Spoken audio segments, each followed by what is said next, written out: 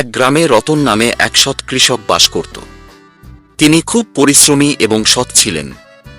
তার সামান্য জমি ছিল, কিন্তু সেটাতে তিনি খুব মনোযোগ দিয়ে ফসল ফলাতেন।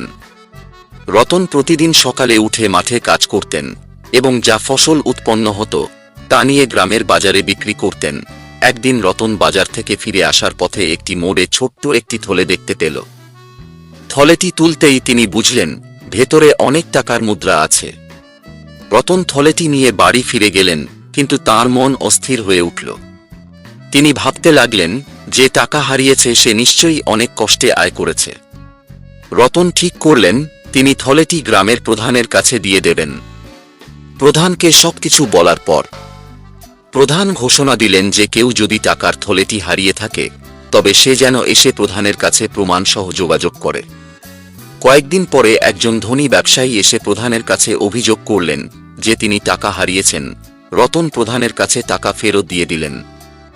ব্যবসায়ী রতনের সততায় মুগ্ধ হয়ে তাকে পুরস্কার দিতে চাইলেন, কিন্তু রতন বিনীতভাবে তা প্রত্যাখ্যান করলেন।